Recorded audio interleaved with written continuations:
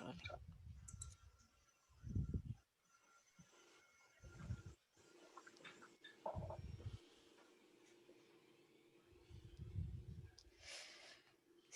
So good afternoon. Shall I start, Dr. Pomeroy? Yes, Kelly. Thank Dr. you. Mathew. Thank you. Provost Furton, Dean Page, Director Pomeroy, Dr. Chris, distinguished panelists, artists, and guests. I welcome all of you to the 12th MLK at the Frost opening. My name is Kalei Madi. I am the first founding faculty and the professor at the Florida International University Herbert Wertheim College of Medicine. I'm also the first FIU faculty member inducted as a fellow of the American Academy of Microbiology for my original contributions to advanced science and microbiology in 2020. Unfortunately, COVID didn't allow us to celebrate that further. I'm also one of the members of the FIU Martin Luther King Commemorative Celebration Committee for a decade now, and I co-chair the museum committee and the fundraising committee, and also the chair of the college liaison committee. Hence, I talk with all the deans in the university and anybody who is willing to part with their money. I founded the MLK at the Frost event with the support of the FIU MLK committee 11 years ago. And we still continue to depend on sponsorships every year. We hope that in near future, we'll be able to endow this exhibit permanently. I would like to take this moment to congratulate the MLK committee for their hard work for over 8 months that hosted Reverend Dr. Bernice King on January 14th, and it was an absolutely smashing, successful event. Thank you, and thank you for being part of this whole process.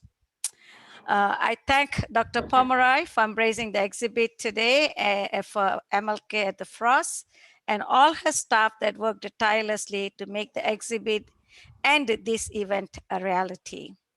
With that, let me introduce the first speaker today. I met him 10 years ago when I served as the faculty advisor for Mammography Art Initiative that has been running in the Herbert Wertheim College of Medicine. The artist, Pedro Germain, donated dozen pieces to raise money to give free mammogram to the minority women in South Florida. And since then, Pedro has served as the FIU MLK celebration headline artist for 9 consecutive years. Mr. Germain, who lives in North Florida, is also the vice president and the resident artist of the Real Rosewood Foundation.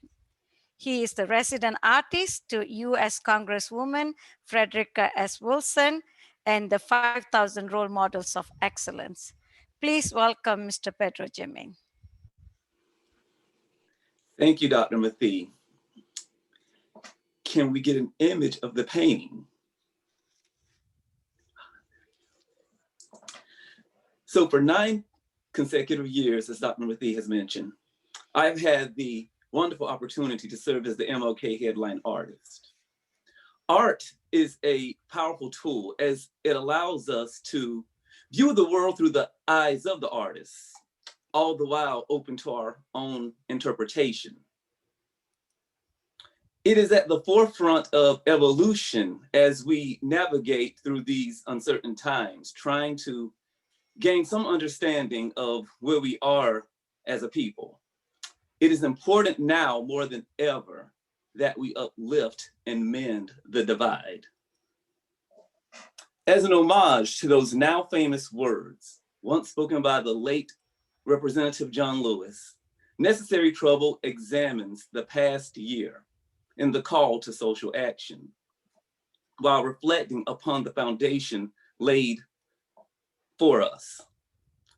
From the Montgomery bus boycott to a global show of force, we were able to witness a unified front of individuals from all walks of life unified by a common cause, to withstand and overcome the injustices against their fellow brothers and sisters of color. And from that, Black Lives Matter, or BLM, was born, igniting a global movement and setting the stage for some serious soul searching, all the while coming to grips with the crippling effects of racial injustice, further compounded by a global pandemic. This is an ongoing battle that we are all very familiar with. Looking back at the battle of our former civil rights leaders, the battles that they fought, and witnessing the events as of recent, we must ask ourselves, just how far have we come? We have witnessed one of the darkest days of recent, but that scar makes us stronger and more resilient as we honor the martyr of civil rights, the Reverend Dr. Martin Luther King Jr. Let's remember his words. The ultimate measure of a man is not where he stands in moments of comfort and convenience, but where he stands at times of challenge and controversy. A united front carrying the torch, and his quest to stomping out injustice in hopes that we may one day progress as a unified people. Thank you.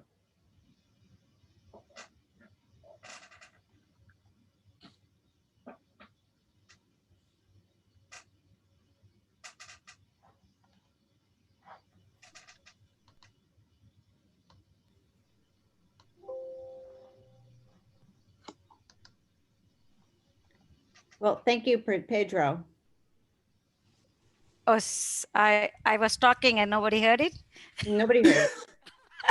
Okay, so I was saying that thank you, Mr. Jermaine, and I wanted to say that his artwork really, starts with the Selma March, the end to the current civil rights struggle protest to really bring together the past and the present struggles. And hopefully, our present struggles will culminate into better equity in the current leadership. With that said, let me introduce our next speaker.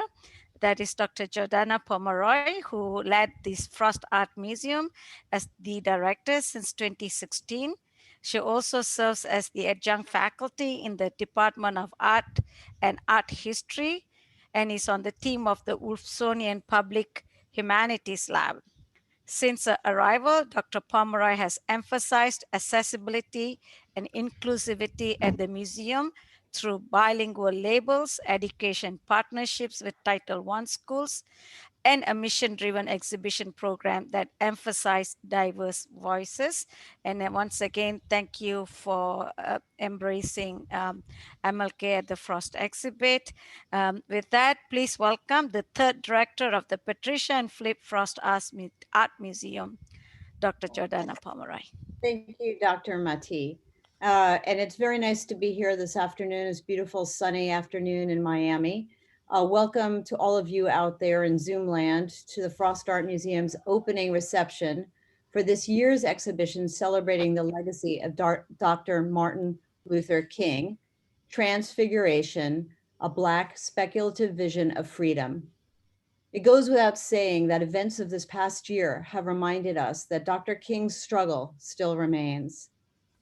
The exhibition, which is on view from January 22nd to April 25th, is part of the Martin Luther King Jr. exhibition series, which addresses issues of race, diversity, social justice, civil rights, and humanity. The series' objective is to stimulate dialogue and enrich our community with new perspectives. Science fiction has been called the literature of ideas.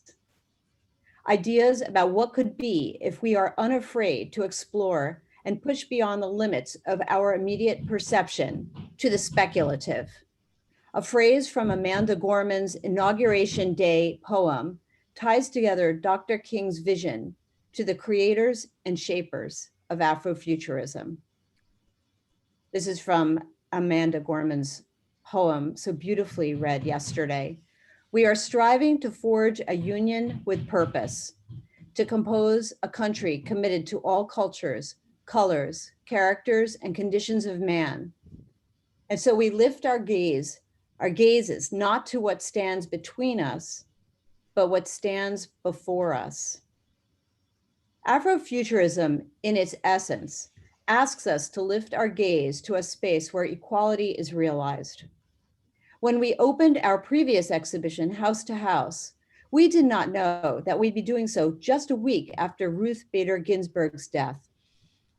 As we open Transfiguration, we are thrilled that, quote, a skinny Black girl descended from slaves and raised by a single mother can dream of becoming president, only to find herself reciting for one.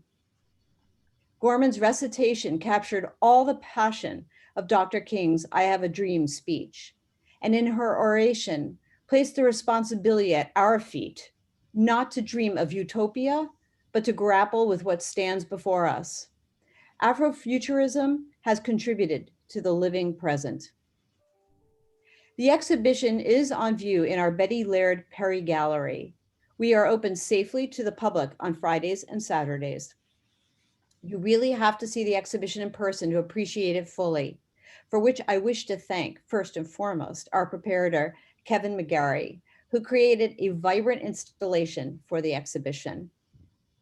I would like to acknowledge members of FIU's MLK committee, Dr. Kale Mati, Dr. Jeanette Cruz, and the Frost's assistant registrar, Yadi Rivero, as well as the artists in the exhibition, especially Stacey Robinson, who joins us today in conversation, and the exhibition's curator, Dr. Julian Chambliss. I also wish to acknowledge our curator, Dr. Amy Galpin, for bringing this exhibition and Dr. Chambliss to the Frost. Our colleagues at the College of Law, CARTA, the Honors College, and the Office of Social Justice and Inclusion have provided the funding for this exhibition, for which we are eternally grateful. I would like now to turn the podium over to my boss and a member of the Frost Art Museum's Advisory Council, Dr. Kenneth G. Furton. Dr. Furton is Provost and Executive Vice President and Chief Operating Officer of FIU. He began his distinguished career at FIU in 1988. As Provost, he has led the development. That's enough. Wait, that's good. I was told by Dr. Mathew. No, that's enough. Jordana, we don't need all that. That's all.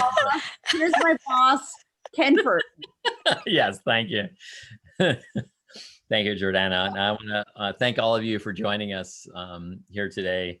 I'm actually very excited and very honored to be here to help honor Dr. King's life and legacy through this series that brings I think messages of love and optimism that maybe haven't existed for a few years. And so I'm very excited to be here for this exhibit, and the exhibit today really does capture, I think, the scope and complexity and significance of as Jordana already explained, Afrofuturism here at the Frost Art Museum.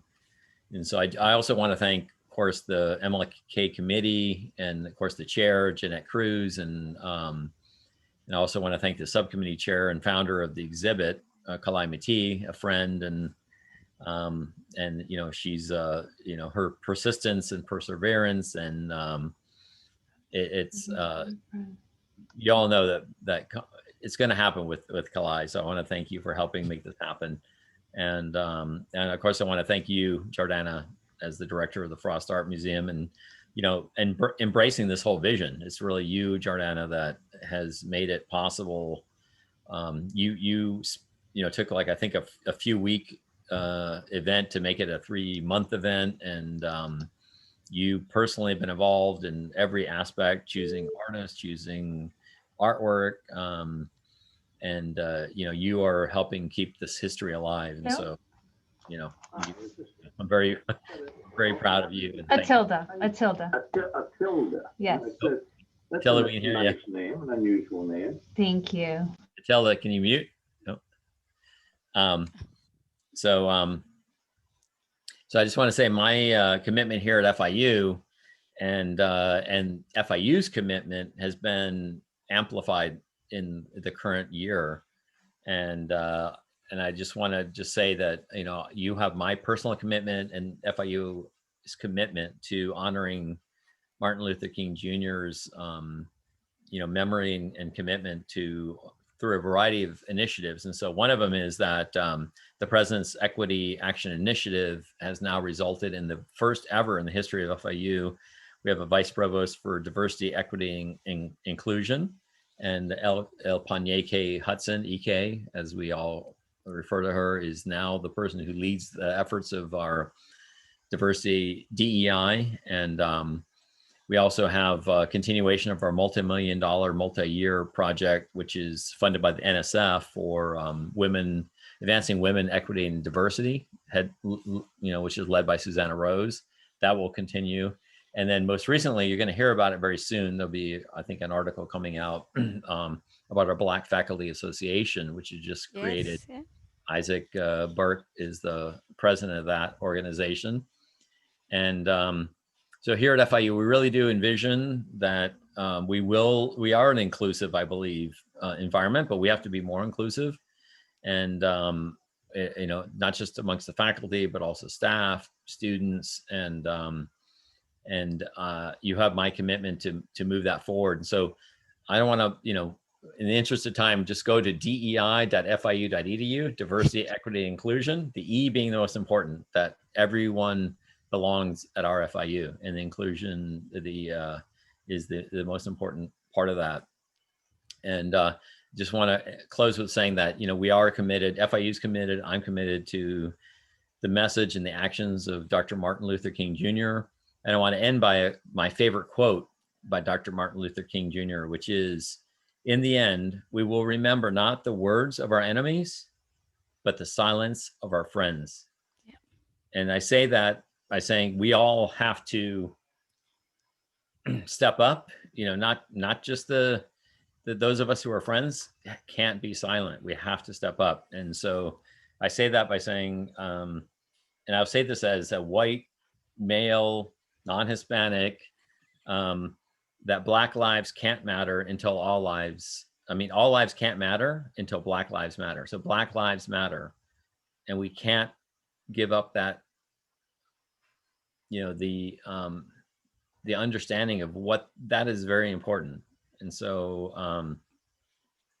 I as we move forward, I think I'm very optimistic with the new administration and the federal government and moving forward, but we all have to commit to not being silent. And I commit to that. So with that, I'll turn it back to Dr. Mathew, I think is, thank you for inviting me. Thank you. Thank you, Provost Furton, for joining us. And thank you for your vision for the institution and also personal commitment to the equity and ensuring that all lives matter, all students matter. You know, we are not going to be judged by the color of our skin, but the content of the character, just like Dr. Martin Luther King visioned. Thank you again. With that, we go to the next major event of this program, that is the panel discussion. Let me invite Dr. Amy Galpin, the chief curator of the Frost Art Museum, to introduce the participants and to lead the panel discussion. Thank you, Dr. Mathew, and thank you all for being here. It's an honor to introduce Stacey Robinson, whose work is featured in Transfiguration, and Julian Chambliss, who is the curator of the exhibition. While I share with you a little bit about our esteemed guests, we will be showing you images from the exhibition. Stacey Robinson is assistant professor of graphic design at the University of Illinois, Urbana-Champaign. He received an MFA from the University of Buffalo. His work pictures futures where Black people are free from colonial oppression and frameworks. In addition to his own dynamic creative practice, he is a part of the collaborative Black Kirby, which explores Black speculative existence through the aesthetic of Jack Kirby. He received a NAS Fellowship at the Hutchins Center for African and African American Research at Harvard University. His works reside at Modern Graphics in Berlin, Bucknell University in Pennsylvania, and the Schomburg Center for Research in Black Culture. Julian Chambliss is professor of English with an appointment in history and the Val Berryman Curator of History at Michigan State University. His research interests focus on race, culture, and power in real and imagined urban spaces. His recent book projects include Assembling the Marvel Cinematic Universe, essays on social, cultural, and geopolitical domain, and Cities Imagined, the African Diaspora in Media and History. An interdisciplinary scholar, he has curated exhibitions and created public history projects that trace community, ideology, and power in the United States. He is co-producer and host of the Every Tongue Got to Confess, a podcast examining communities of color. Welcome, Stacey. Welcome, Julian. I'm so glad you could join us this afternoon. Thank you for having me. I appreciate it. It's great to be here. Yes, thank you so much. Julian, I wonder if you could start just by saying a few words about the exhibition and also talk about your collaboration with Stacey. I know this is not the first time that you've included his work in an exhibition. I'd love to know how you both met and what it is about his work that you think is so significant to so many of your scholarly research projects. Well, thank you. I want to thank the Frost for the opportunity to sort of curate this show and for their engagement around Martin Luther King and his legacy and their willingness to sort of think outside the box. While I think of Afrofuturism as a vital contemporary conversation, it is at some level new to many people, and it's the support of institutions like the Frost that will allow sort of dynamic ideas represented by Afrofuturism to be better understood. For me, Afrofuturism is really defined by the intersection of the speculative and the liberatory. And so for me, I think about the work of Afrofuturists as really tapping into a long tradition of African-American and people of African descent, searching for and articulating a vision of freedom rooted in their experience of oppression. So these questions of diaspora that we know so well and the challenges represented by systematic oppression and racism, these are concerns that people of color, regardless of the moment in time that we might look, are often thinking about better ways to achieve a better future. So for me, Afrofuturism is a legitimate sort of Black practice that we can recover as a part of a kind of what I like to think of as a kind of future industry. And so I'm always looking for those intersections and those works that really bring together the many threads of Black speculative practice. And Stacey Robinson and the work that he does, both as an individual and as part of a collective called Black Kirby, really capture this. Adding to my love of Stacey's work, of course, is my love of comic books. I am a very geeky person. I have always been a very geeky person. I have come to accept that because I'm all grown up now. And I love comic books, as you can well tell, with some of the work I've done in terms of comic studies. And with Black Kirby, they take a fundamental founding father of comics, Jack Kirby, the co-curator or curator of much we understand to be the Marvel Cinematic Universe, the Marvel Universe, and remix them through the eyes of an African-American, through the eyes of Black studies, through the eyes of Afrofuturists, to create work that's both engaging, exploratory, and transformative. So I came across Stacey's work because of my love of comics and my interest in Black Afrofuturism. And very early on, I think in his career and my career, reached out to him and brought him to my former institution, Rollins College in Orlando, and did a little show with Black Kirby. In part because the work itself was so evocative of so many questions about a Black experience. It's not just simply that Black Kirby remixes the sort of comic aesthetic, they do so with a deep understanding of the Black experience, the questions of freedom, questions of gender, questions of power that define Black civil society, Black struggles in the civil public space, And so it's a really important sort of opportunity to sort of think about their work as a window on the evolution of these ideas. Wow. I need you to do all of my intros like forever. Yo, I will pay you as much as you want. That was great. Oh my. I think we're done. Am I supposed to introduce myself now or say anything?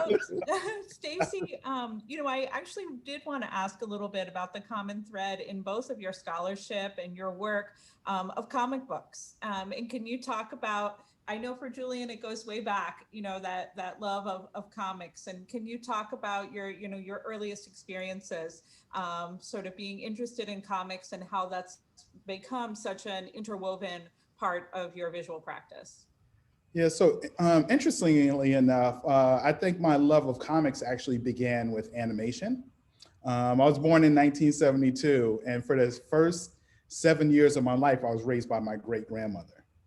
And I even wonder, had I been raised by my mother for those first 7 years, how would my life be different? My great-grandmother, as a routine, I would get up every single morning and I would go to a radiator in a corner, and on that radiator was a pad and pencil or something by the window, and every day I would draw Superman. I remember that. That's my earliest memories going back to the early 70s.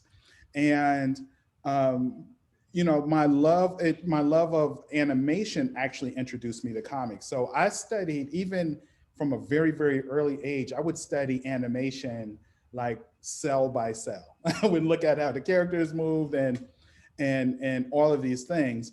And I think my love of comics, I think I was introduced to comics through my uncle, Julian Robinson. He was 5 years older than me. He was a massive comic collector, and I could read all of his comics. So I lived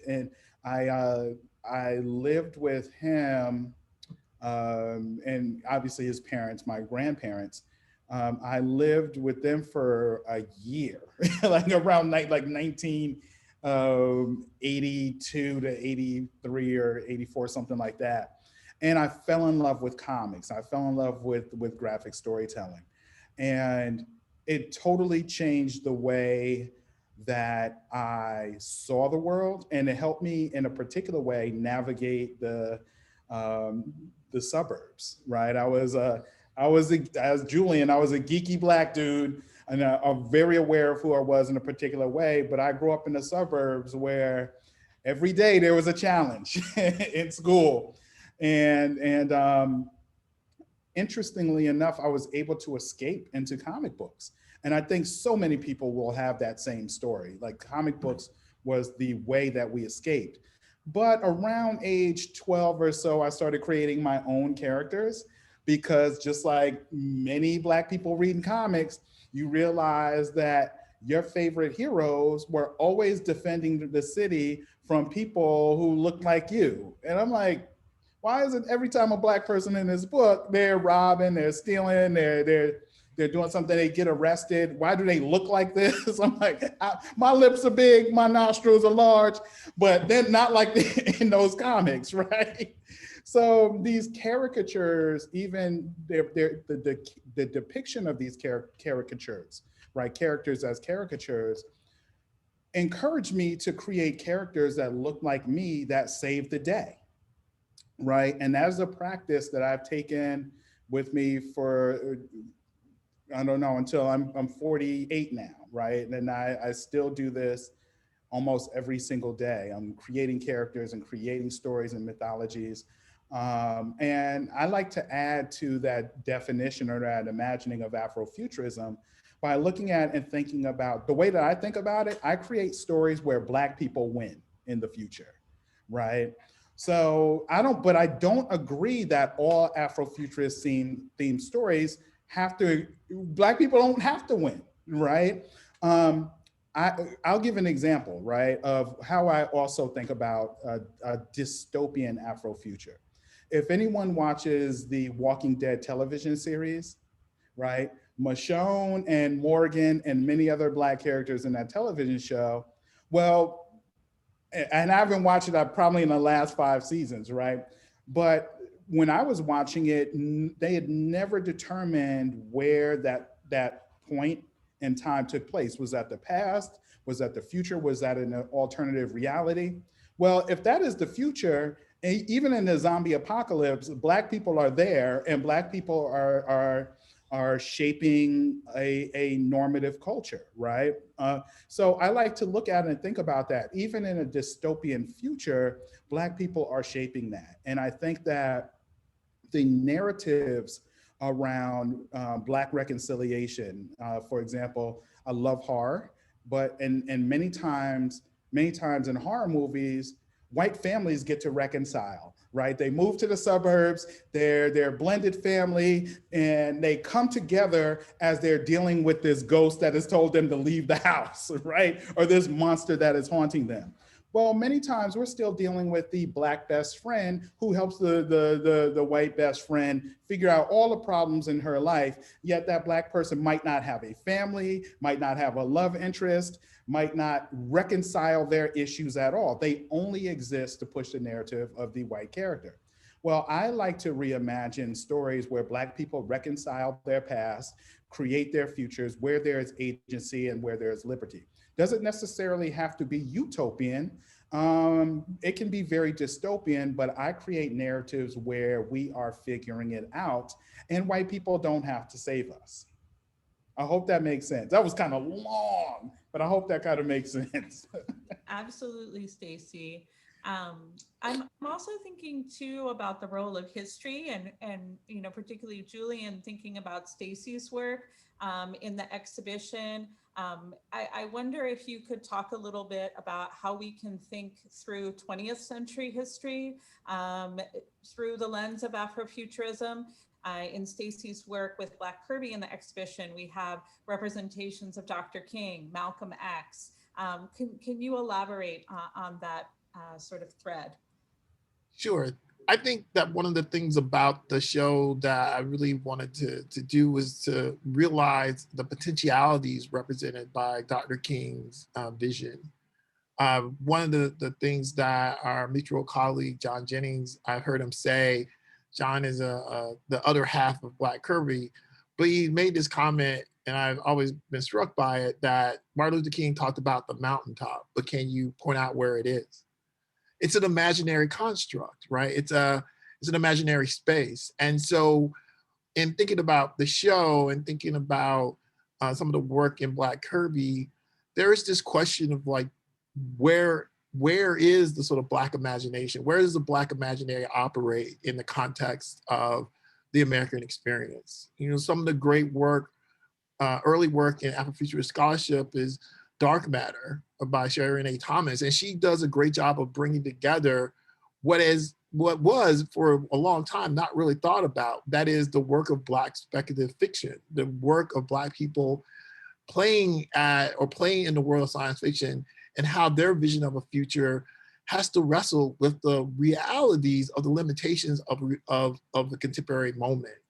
And so when we think about Black speculative practice, there is a critique there that all science fiction offers up. But for Black people, when they're speculating about the future, they have to, I think, at some level, exceed some of the bounds associated with reality in very particular ways. And they're concerned, of course, with freedom rooted in a very strong understanding of the nature of oppression. So when we start looking at work like Black Kirby, they take some of the key figures that we associate with a kind of mainstream history of civil rights. In particular, they do this by taking Martin Luther King and Malcolm X and reimagining them through the metaphor of the X-Men, which in fact, in the history of comic studies, is actually a quite common metaphor that people overlaid this narrative of Professor S and the X-Men versus Malcolm X and the Nation of Islam as a struggle between a sort of assimilation and nonviolent approach versus armed resistance approach, and use that to try to understand some of the popularity of the X-Men as a proxy for civil rights narratives. And so when we start to look at some of the work in the show, what I think we see is that some of the themes associated with Afrofuturism, a concern about gender and sort of Black feminist framework. When you look at someone like Krista Franklin's work and the centrality of the female experience and the female form in that work, or we think about even the group Intergalactic Soul, another collaborative artistic collaborative that's Marcus Kaiser and Jason Woodbury, and they're imagining their own comic property, The Last Black Starfighter, which places Black people in a speculative landscape in a way that for much of our 20th century, the speculative landscape was devoid of people of color, devoid of people of color, especially in positions of driving the narrative, as Stacey alludes to, and when he's talking about horror. And so the future that we are trying to piece together through the works are futures that are very much rooted in a contemporary set of narratives about speculation. Like, we have a sort of techno culture, we have a speculative language that tends to omit race, tends to erase race. But for Black people, when they imagine the future, they are always, I think, at some level, caught up in the fact that that question of race has to be settled somehow. There has to be some process of reconciliation. There has to be some process where people of color and their place in society has to be reckoned with, and at some level, society made right so they can be safe and peace can be achieved. And so I think a lot of the work, either directly or indirectly, wrestles with what that means, the implication of achieving that future.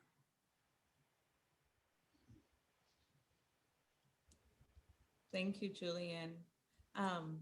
Julian, in your response, you brought up, the sort of feminist framework that can exist in Afrofuturism, and you referenced Krista Franklin.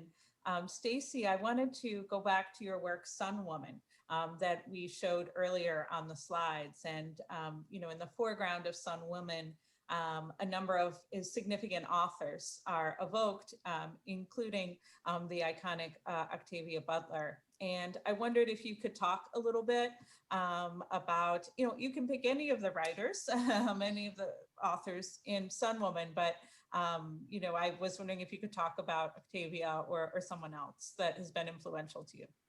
Yeah, so I can go directly to Octavia Butler because Parable of the Sower was probably the first science fiction novel that I read. It's suggested by my mom, actually. And I still wonder where that version of that book is. I gave that to my mom. I don't know where that is now. But so that depiction is a Black woman's head propelling into the future, right? Like taking off like a giant comet. And I think that in the most obvious ways, science fiction would not be the same without the Black contributors that are, many of which are my friends. I in my circle of influences, my friends, right? Which is a great honor. But my favorite Octavia Butler story comes from the Bloodchild series, and I'm trying to remember the exact name of the story. I'm not even going to try to repeat it because I'm going to mess it up. Right? But it depicts a story about a Black woman who becomes God for a period of time, and the complexity of what she has to contend with in order to create let's say a peaceful future, right? And what can exist and what cannot exist in that time. And I'm trying to remember the name of that story. I cannot believe it. It's my favorite story and I just read it recently. And it's my favorite story by Octavia Butler because it's the story that I wish I wrote. It's the story that I thought about, and it's the story that she beat me to. And I want to be, I am that dude. I will say this, right? I want to be Thanos, right? Let me have all 5 Infinity Stones for a few seconds, and some folks got to go, right? Especially especially like after the 6th, right? That we just saw a few weeks ago, right?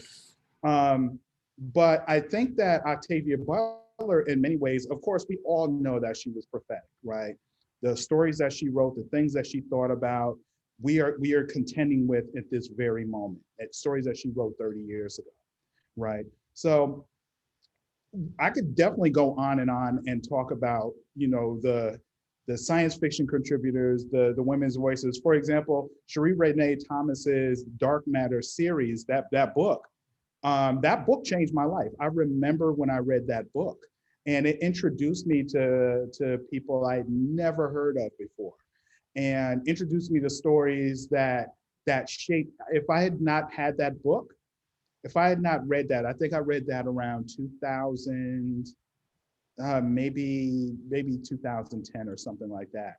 I don't know where my practice would be, because so much of what I do now was actually shaped by that book. And Cherie took that time to edit that, to collect those stories. She did the hard research, and many quote Afrofuturists or Afrofuturist practitioners, theorists today, creators would not be making the work that we're making now if not for that book. So we don't have this future. We don't have a future without the Black women that helped us get here. And I'm talking about my great grandmother who raised me for the first 7 years of my life. My grandmother who passed away before I could really reconcile my relationship with her. And my mom, who is my best friend and I talk to every single day, right? So that Sun Woman piece, this idea of this Black woman's imagination taken off through a comet, going to where, coming from where, in many ways speaks to how I think not only about science fiction, but literally how I navigate every single day of my life. If it were not for the Black women who took care of me, my aunt who raised me so closely that her friends thought she had a third son, that I was actually her son and didn't realize I was her nephew. If it weren't for these women who thoroughly took care of me and allowed me to be creative, made sure that I had the art supplies that I had, I literally would not be here talking to you. And that is not an exaggeration. So I hope I addressed and answered that question. I could definitely go on and on and on. I made it to Harvard because of my mother, my aunt, and my great grandmother. Seriously, like my Black women got me to Harvard. So, what more could I say? I think I'll end it there. Thank you, Stacey. I see in the chat that Dr. Mathew would like to ask a question. So I just want to share that all of you who are watching, please feel free to drop questions in the chat.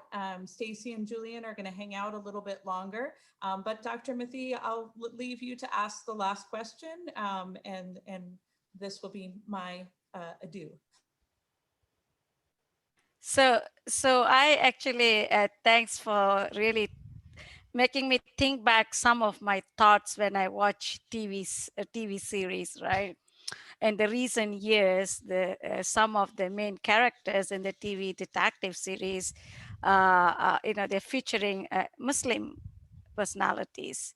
That's new to most audience, and usually, people of color or people of different religion often depicted in a negative way, and always the white and the pure that wins over the dark and the colored people. And so that narrative is slowly changing even in the TV series. So the question for you, Stacey, is, so when I watch Star Trek, one of the things I really love about the Star Trek is the fact that you accept people of different face, different looks. They look so ugly, but then we all come to attached to those characters and identify with the characters. That sort of told us to accept people of all color, looks, and but yet in practice we never really did that. But for me, sitting as a person of color was very important to see that. So how much did the Lieutenant Uhura influence you, the first African American lead actress? Oh, absolutely. So, you know what? And I think I will encourage you all to look up one of my pieces. It's called Destination Saturn. If you probably type it into Google, Stacey Robinson, Destination Saturn, it actually looks at the history between Dr. Martin Luther King Jr. and Nichelle Nichols, right? Nichelle Nichols, and there's this beautiful really short documentary where Nichelle Nichols, Lieutenant Uhura, right, is talking about how she met Dr. King. After the first season of Star Trek, she quit, right? She was like, hey, Gene Roddenberry, thank you for this. I didn't, I'm really got some other things I want to do. Here's my resignation letter. And after some going back and forth, she decides she'll think about it for the weekend or something like that. Something along the lines of that night she goes to a dinner party, someone comes up to her and says, excuse me, Miss Nichols, your number one fan is here to see you. And she's like, oh my goodness, my number one fan, I would love to meet him. Turn around and it's the Reverend Dr. Martin Luther King Jr., right? She's like, oh my God, Dr. King, such and such.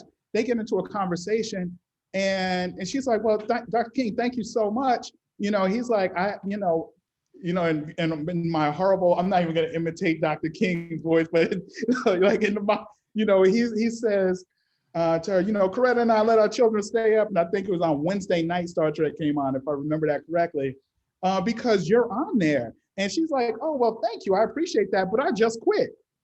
Now, imagine Dr. King tells you cannot quit your job, because we imagine the future differently because you're on television. You're the first Black woman in space and in the future. After that, she's on all 3 seasons of the original series. Because the civil rights movement is being shaped by speculative future, speculative culture, right? But I will also say that I have a love-hate relationship with Gene Roddenberry, because he shows us this beautiful future where in many ways we work through the isms, but he doesn't show us how we do it. Now, I understand the genius of that because that's our job. It is just like watching the cinematic Marvel Studios Black Panther series, right? The Black Panther movie, right? It doesn't show us how to build Wakanda, but it shows us the potential of what this imaginary, I like to imagine Wakanda is real because it's hidden, right? For me, that's where, and Julian spoke to it earlier, Dr. King doesn't tell you where the mountaintop is. He says, I've been to the mountaintop, I've seen the promised land. I may not get there with you, but I've seen it. He leaves us with those words, he's seen it. That's enough for us because he's been there and he's seen it, but he doesn't give us the longitude and latitude of that. Right? So in my practice, inspired by Uhura and Dr. King's moment, going back to what you're saying, I'm also inspired by the new Discovery series.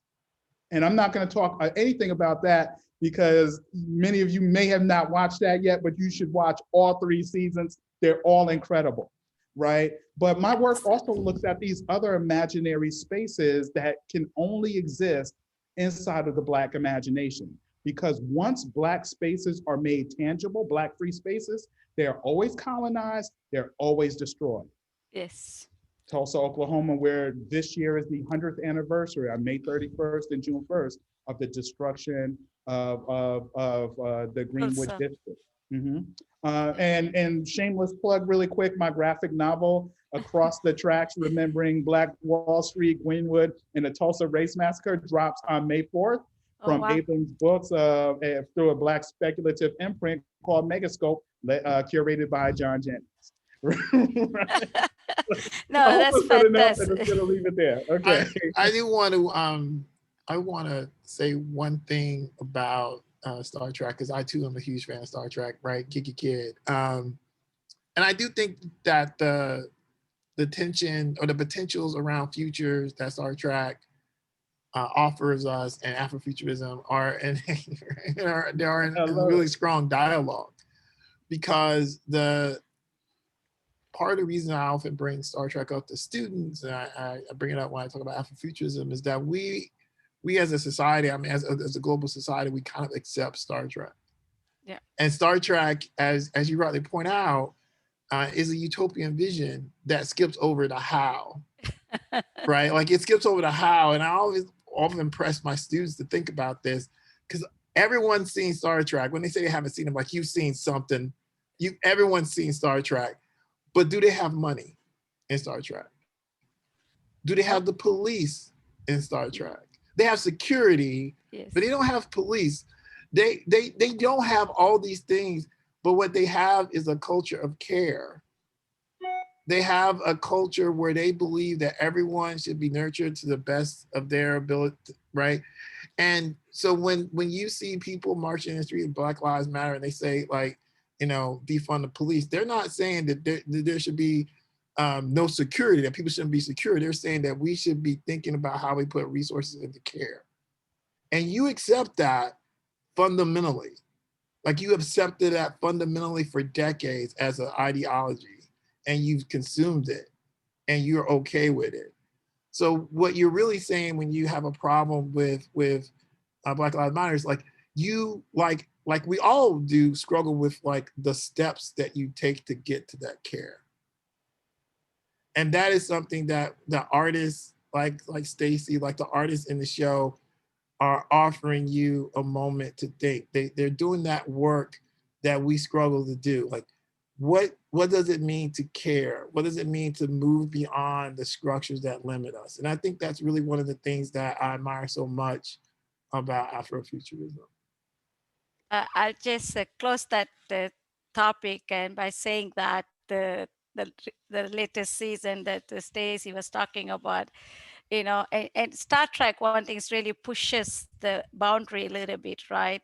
You know, and naming a female with a male name, it is amazing because the prejudices men have over women and women have over women. It's just amazing. Even in our scientific field, if you have two applicants with the same application, if you switch the name, the male are often looked more favorably than the male always, and it's the same identical CVs. And so I love Michael Barnum, and of course I binge watched it on Netflix, on Prime Video over the winter break this year.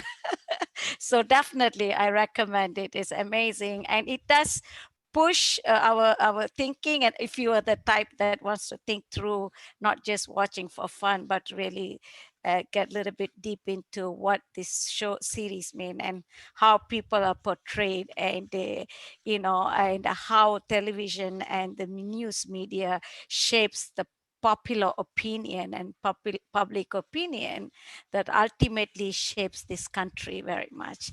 With that, I will start with my questions, and I think do we have questions, Amy, from the audience? Valerie Patterson asked a question.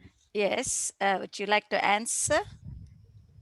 So I will repeat the questions. Thank you, Dr. Patterson, for your comment. So she says, is it possible to move the speculative that is invoked in Afrofuturism to destiny, to make it so as commanded by our certain Star Trek captain? Go ahead, whoever, Rabbi Stacey or Dr. Chambliss. So I think that the question of how to make Afrofuturism real is an important one. I think that one of the ways that we can to do that is to recognize how Afrofuturism and Afrofuturists ask us to think about structures and hierarchies, right? I think this is one of the things that Octavia Butler, when she wrote about and talked about her work, she said one of the things that concerned her were structures and hierarchy and oppression. And her work often, I think, as Stacey alluded to, is you know, sort of foreshadows the world that we live in. Yeah. And one of the things that happens in Parable of the Sower is that like there has to be a kind of, and this matters in a democracy, a kind of 50+1, right? You have to like sort of lay out, this is how we're going to be together. And everybody wants to go, goes. And if people don't want to go, they don't have to go. Yeah. So there's a legitimate process there that people have to recognize, that we're making a clear sort of commitment to caring for each other. We're making a clear commitment for a system of equity. And as we make that clear and we're understanding that, and we're working towards that, but not everyone in those books does that. Not everyone goes along. And so this idea that that you have to make a sort of choice to move forward in an equitable way. And that means, one, understanding what are the systems that are holding you back, and then two, what are the systems that you create to guarantee that people are whole and protected and safe. And I think that a lot of Afrofuturism, because of its speculative practice, goes through the process of thinking about that. That's why I think a kind of Black feminism is really important to the ideology of, because if you can protect women of color, then you basically can protect everybody, right? Like that, the intersectionality question there is really important. Yeah. And so those are ways that I think you move from the sort of speculative into like the actual liberation. I want to really quickly, I have a much longer answer, but I want to shout out Nettrice Gaskins. She said STEAM and maker education. So science, technology, engineering, I like to say through art and math, and maker education. We brought technologies, philosophies over across the Middle Passage, right? We brought that with us. So the systems that we have to govern a free, equitable society came over with us. So by accessing that through the cultures that we absorb every day, through popular culture, even because we've given the code to the world already. We always do that. We make it and we give it to the world. So those philosophies already exist. I'm going to leave it there, but I think someone also mentioned wrapping it up by 5, so I don't want to speak over time.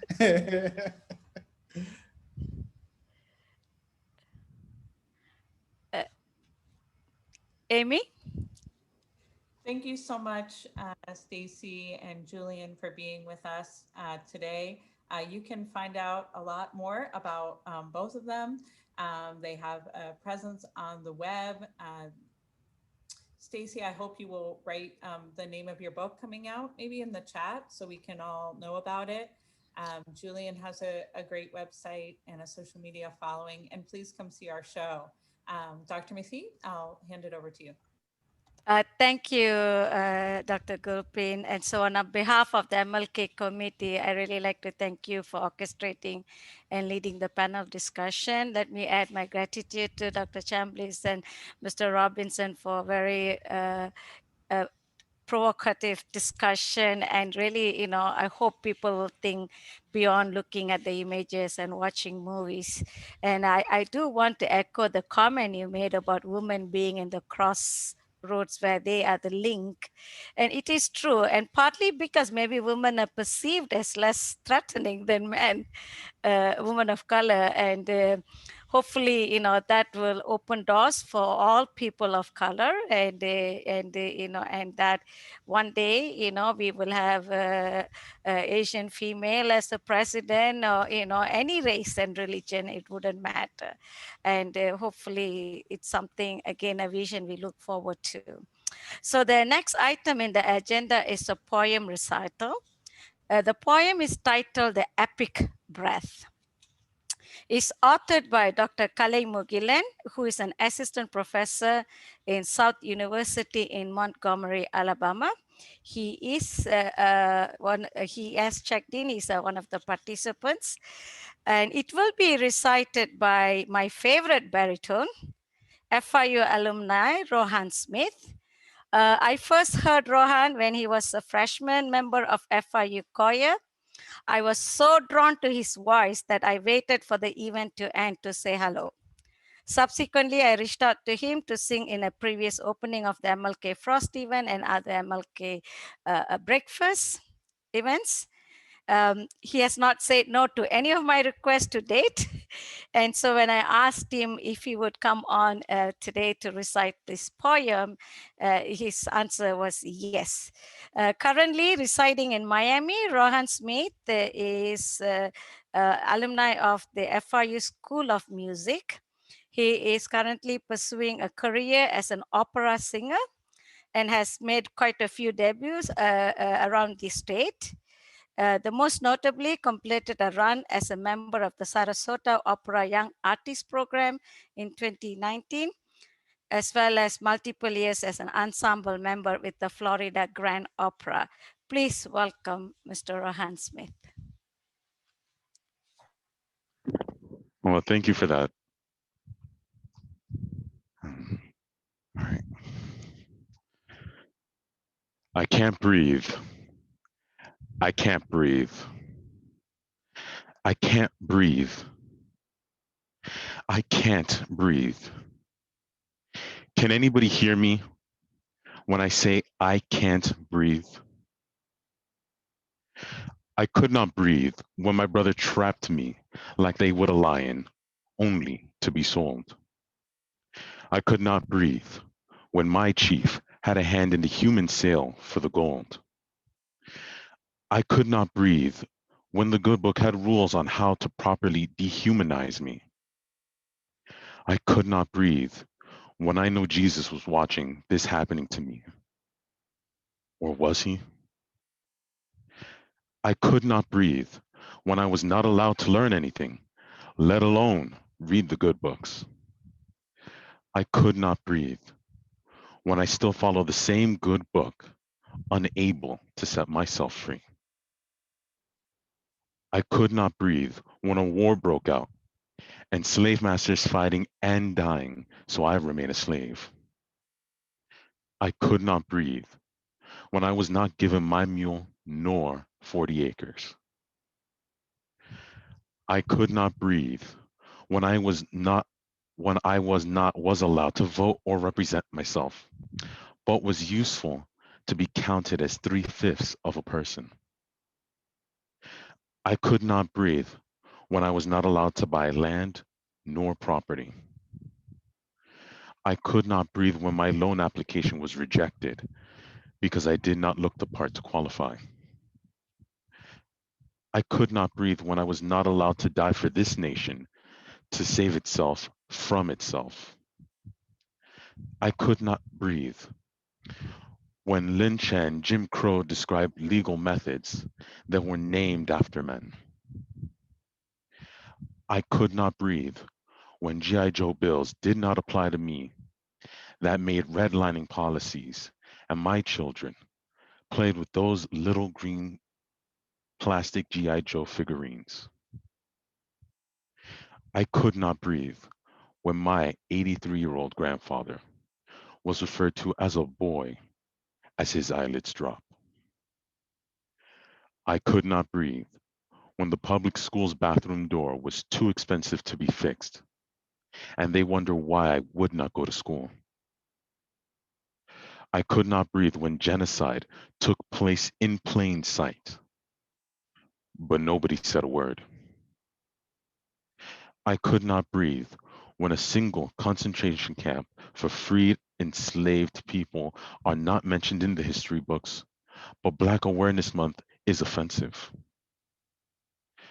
I could not breathe when a nation defended Zimmerman and stand your ground meant anyone can kill me legally and get away with it just because they felt a particular way towards me. I could not breathe when cleanup on aisle 9 on the loudspeaker at the groceries meant it was for me they were trying to clean from the place. I could not breathe when the police simply just drive by for no apparent reason. I could not breathe when I am an example of what not to be. I could not breathe when I'm still blamed for continuing to breathe, yet not doing better. I could not breathe. I could not breathe then, and I cannot breathe now. I cannot breathe every time someone, let alone me, a human, is not seen as human, while dogs and cats have better lives and better rights. How many more must die? How many white doves will have to cry? How many more times someone must barely utter their last words of their human breath to say, I cannot breathe, begging for humanity, begging to humanity, begging with humanity. Wow.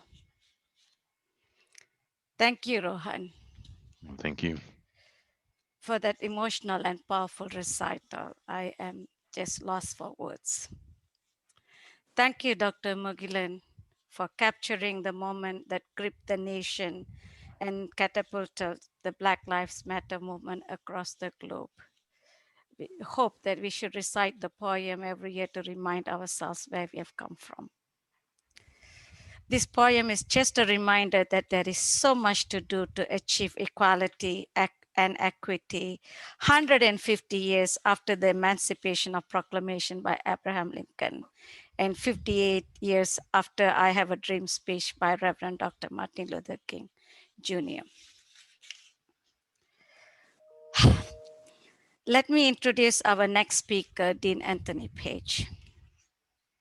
Anthony Page is the Dean of the FIU College of Law. He earned his JD from Stanford Law School, where he was elected to the Order of the Coif. He has published extensively, and his articles have been cited by numerous courts, including the US Supreme Court. He also holds an MBA and has worked all over the world, including as a diplomat for the Canadian Foreign Service in Thailand and Laos. We welcome Dr. Dean Page to FIU. Please welcome Dean Page to the podium. Thank you, Dr. Mathew. This has been incredible. This has been really interesting. Great readings, great panelists. We had a discussion of Star Trek, and now you have a lawyer. Well, we're really proud at the College of Law to be co-sponsors of this event. And I'd also like to recognize the College of Communications, Architecture, and Arts and the Honors College, who are also co-sponsors. Now, I was really pleased to be given the chance to speak because I sometimes get the question, College of Law and Art, MLK at Frost, why? For us at the College of Law, supporting this event helps demonstrate, especially to our students, future lawyers, the importance of social justice and equity. And this is particularly important now, given recent events and those in the summer, which highlighted the pernicious strains of white supremacy, racism, anti-Semitism, xenophobia, and other ills that have long affected this country. I have to admit that Dr. King was not a lawyer, but his work spoke powerfully about law and its shortcomings, its promise, and its purpose. Law, legislation, policymaking, and moral suasion, lawyers' tools, were the subject and vehicles of much of Dr. King's activism and were featured prominently. A famous speech he delivered in 1967, The Other America, included these themes. And by the way, you can find it on YouTube. I'd encourage you to watch. In this, he decried how millions of little children are forced to grow up in an arena of blasted hopes and shattered dreams. But he observed how law offered hope and the possibility of transformation. Dr. King stated, even though it may be true that the law cannot make a man love me, it can restrain him from lynching me. And so while the law may not change the hearts of men, it can and it does change the habits of men. And when you begin to change the habits of men, pretty soon the attitudes will be changed, pretty soon the hearts will be changed.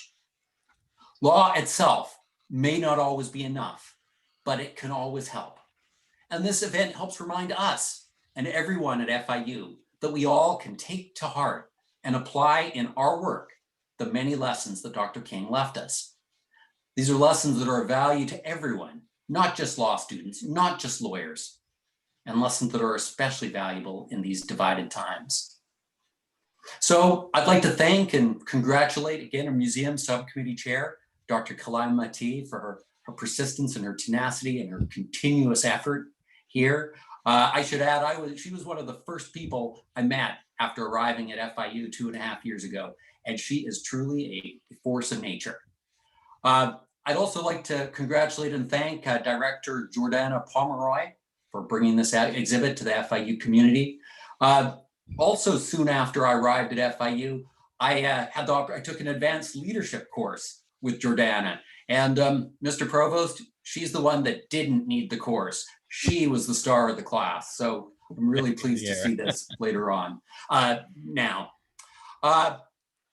So thank you so much for this event and this exhibit. I think it helps remember or remind us of what Dr. King fought for. You know, as he said, change does not roll in on the wheels of inevitability, but comes through continuous struggle. And for those who get discouraged, and frankly, who hasn't in recent months, he recognized that progress can also lead to backlash. He also said, our nation has constantly taken a positive step forward on the question of racial justice, but over and over again at the same time, it made certain backward steps. Yeah. We have much to do and a long way to go. The struggle continues, but each of us can and should do our part in making it true at FIU, in South Florida, and in all of our communities.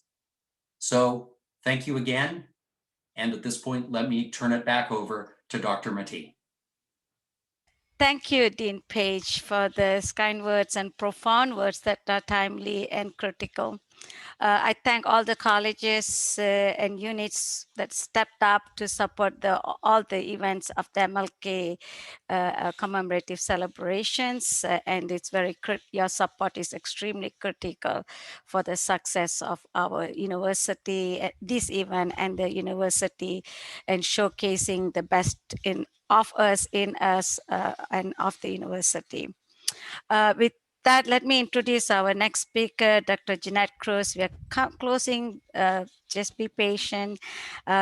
So a three decades educator and champion of underrepresented students at FIU. Dr. Cruz is the trio lead at the Department of Student Access and Success at the Division of Academic and Student Affairs. Education and social justice is her passion.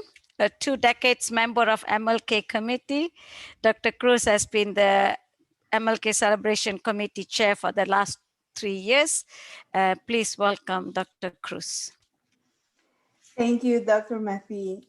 This has been an extremely fabulous program. This year, we are celebrating the 30th anniversary of the MLK celebration at FIU. It is a milestone. And milestones require a lot of collaboration, strong collaboration. The MLK at the Frost is going now through the 9th year. And this is because of strong collaboration between the MLK committee and the Frost staff. And specifically, I would like to congratulate Dr. Mathew and Director Pomeroy, because they were the one that have the idea. They developed the idea. They have the vision of putting together what started as a week exhibit at the museum, and now we're going into a 3-month exhibit at the museum. So thank you to both of you. I know in the past, other collaborators from the museum have been Mariana Ramirez. She works many years with the MLK committee, and now she's not with us at FIU anymore, but she's a director at another museum in the West Coast. So kudos to her. And now to Dr. Galpin and Yadi Rivero, who have joined the forces. So they are working very closely with Dr. Mathew and Director Pomeroy. So they have the vision, but it's very important also to have the funding for this type of events. So on behalf of the MLK committee, a special thanks to Dean Juan Carlos Espinosa from the Honors College, Dean Anthony Page from the College of Law, and Dean Brian Schneider from the College of Communication, Architecture, and the Arts. Your funding goes directly into the MLK at the Frost, and for all of us to enjoy this beautiful exhibit year after year. So I'm looking forward to next year. It's gonna be a decade of MLK at the Frost. Also, a special thanks to the Office of Social Justice and Inclusion, because they continue to celebrate the life and legacy of Dr. King. Thank you very much.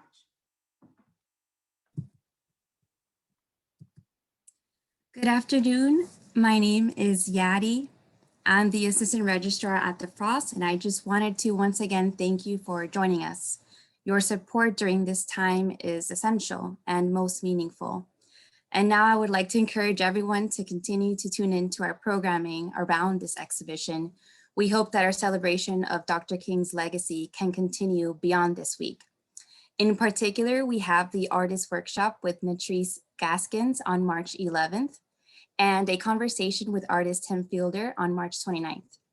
For information on how to register, please visit our museum website at frost.fiu.edu.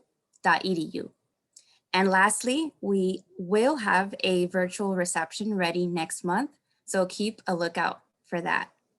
Our program is concluding, but it's not over yet. Dr. Mathew has a special surprise. Thank you, Yadi. I also want to have put a plug in for the museum, become a member, and that's very important. Become a member. It's very cheap to be a student member, become a faculty member, become a lifetime member. You leave your legacy with the museum for forever. So as you can see, I'm also a big proponent of our museum and museum activities. So if you were like me, I was glued to the TV watching the historic inauguration of the President Joe Biden and the first colored female Vice President Kamala Devi Harris. A young 22-year-old was the first ever National Youth Poet Laureate Amanda Gorman, who stole the show with a moving poem. You heard parts of it recited by Dr. Pomeroy in her speech.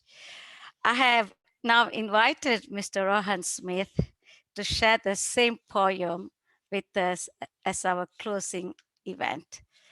Thank you, Rohan, for agreeing to do this, and let's listen to you. All right. Thank you for that. Thank you for that intro, Dr. Mathew. When day comes, we ask ourselves, where can we find light in this never-ending shade? The loss we carry, a seam we must wade. We've braved the belly of the beast. We've learned that quiet isn't always peace. And the norms and notions of what just is and isn't always justice. And yet the dawn is ours. Before we knew it, somehow we do it. Somehow we've weathered and witnessed a nation that isn't broken, but simply unfinished. We, the successors of a country and a time, where a skinny Black girl descended from slaves and raised by a single mother can dream of becoming president, only to find herself reciting for one. And yes, we are far from polished, far from pristine, but that doesn't mean we are striving to form a union that is perfect. We are striving to forge a union with purpose, to compose a country committed to all cultures, colors, characters, and conditions of man. And so, we lift our gazes not to what stands between us, but what stands before us. We close the divide because we know to put our future first, we must first put our differences aside. We lay down our arms so we can reach out our arms to one another. We seek harm to none and harmony for all.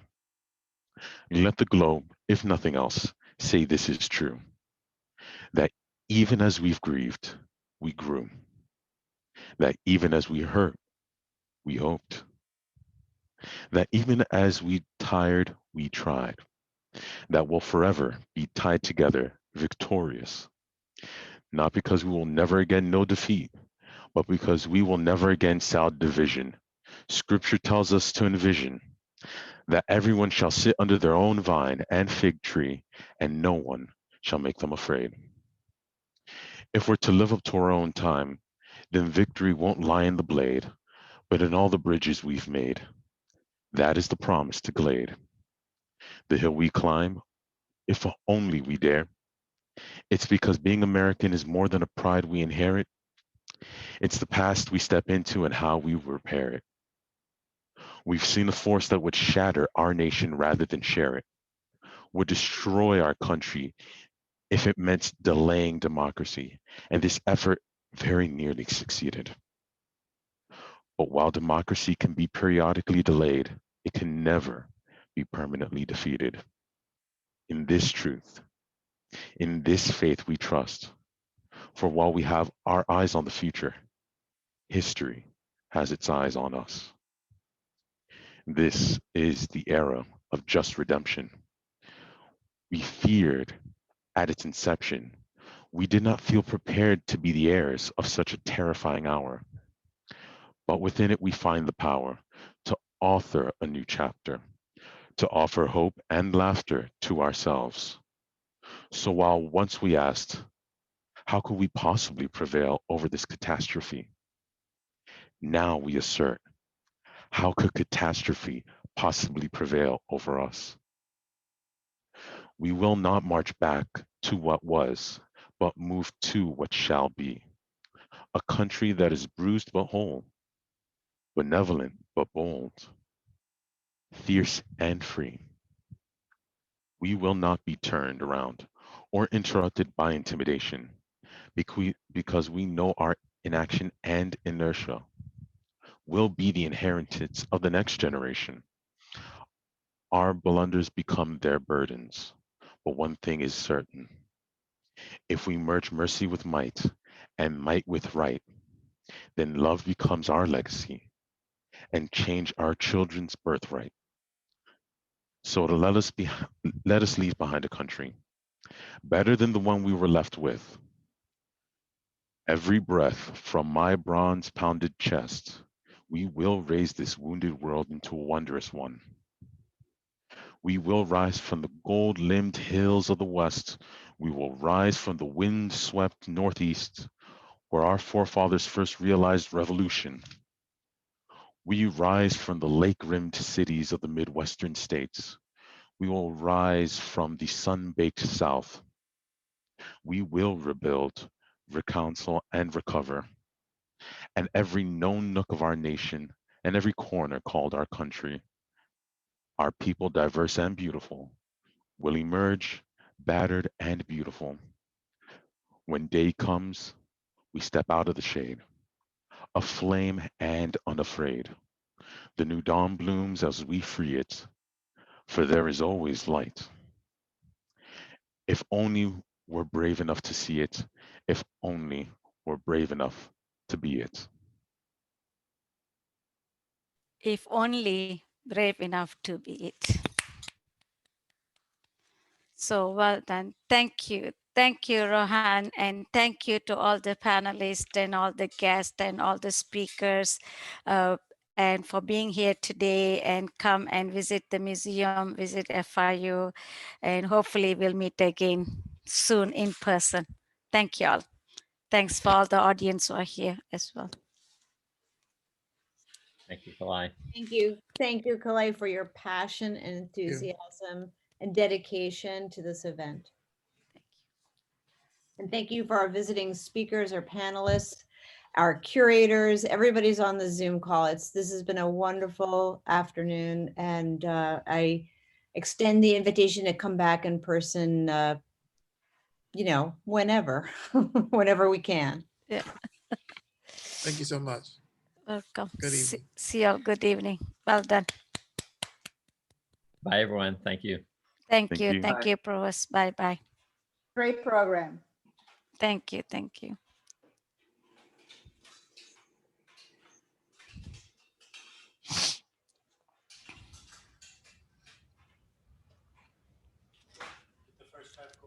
Oh, very well.